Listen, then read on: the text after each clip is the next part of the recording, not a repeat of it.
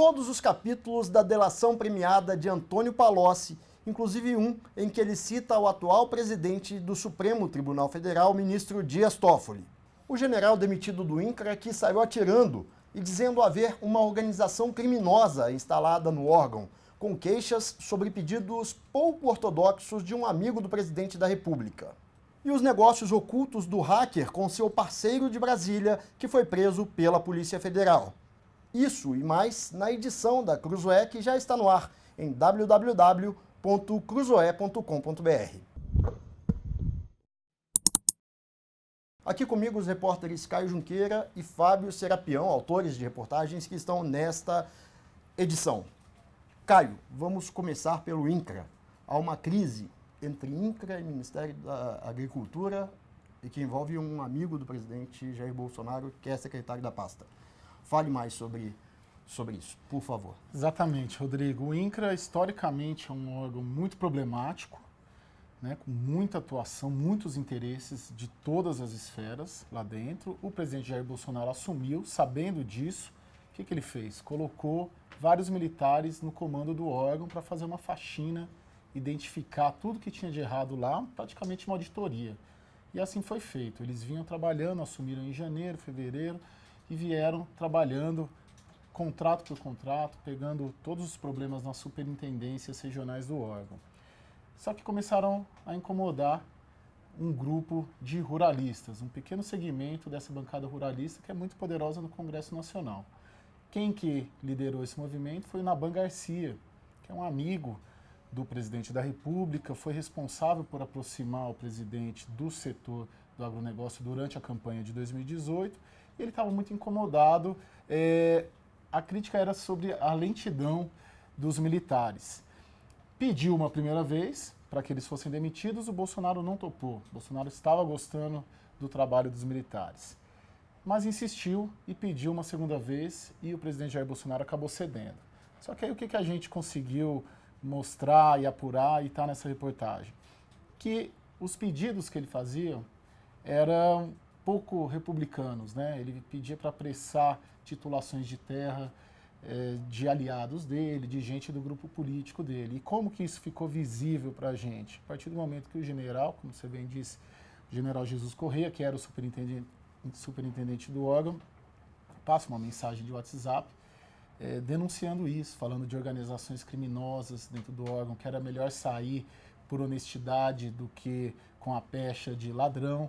Um recado direto para esse amigo do presidente que estaria fazendo pressões indevidas. Sim, e para os parlamentares que vocalizavam essa crítica da lentidão. Então, essa mensagem do WhatsApp circulou, a gente conseguiu obter e tão boa quanto essa mensagem do general Jesus Correia foram as declarações de um dos seus braços direitos, o coronel Marcos dos Santos, que falou conosco e deixou bem claro qual que era o jogo que estava sendo jogado ali. Ele diz explicitamente para a gente que o Naban Garcia representava interesses de crime organizado, que fazia esses pedidos para que titulações de propriedades agrícolas país afora fossem aceleradas, não respeitando os critérios técnicos, né? Há, portanto, uma crise instalada, e essa crise pode chegar na ministra Tereza Cristina? Exatamente. A ministra da Agricultura, Tereza Cristina,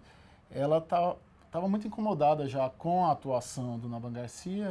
Eles não se dão muito bem, mas ela tem uma habilidade política ali e soube conduzir, e mais do que isso, ela sabe que o Naban Garcia é muito próximo do presidente da República.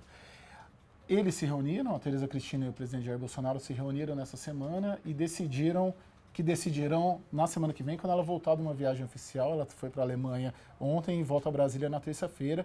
Aí eles vão sentar para decidir o futuro do INCRA, o futuro do Naban Garcia, depois dessas acusações dos militares de que ele representava interesses escusos, e até o interesse da própria ministra, porque a ministra ela deixou claro para o presidente que a situação lá está muito difícil e que precisa ser resolvida. Vem desdobramentos por aí. Certamente o que você revela nessa reportagem vai ser levado em conta nas decisões que serão tomadas nos próximos dias, portanto. Com certeza. O Diário Oficial da União já publicou a exoneração de parte desses militares, mas, curiosamente, depois da publicação da reportagem, o general que comandava o INCRA não foi exonerado. Então, ele ainda, tecnicamente, legalmente, ele ainda permanece no cargo. Certo, certo. Aqui, Fábio Serapião, um dos autores da reportagem sobre a delação de Antônio Palocci. Serapião, Dias Toffoli citado na delação de Antônio Palocci. Fala mais um pouco sobre o contexto dessa menção ao presidente do Supremo, por favor. Isso, Rodrigo. A gente teve acesso aos 39 anexos do acordo de colaboração do ex-ministro do governo Lula, Antônio Palocci.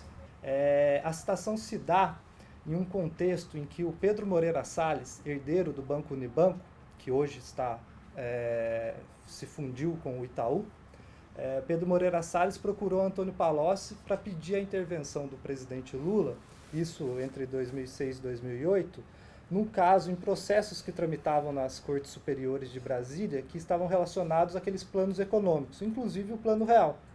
Segundo Pedro Moreira Salles narra ao Palocci, e está no anexo, esses processos poderiam gerar aí grandes perdas para os bancos, inclusive o Unibanco em um processo específico.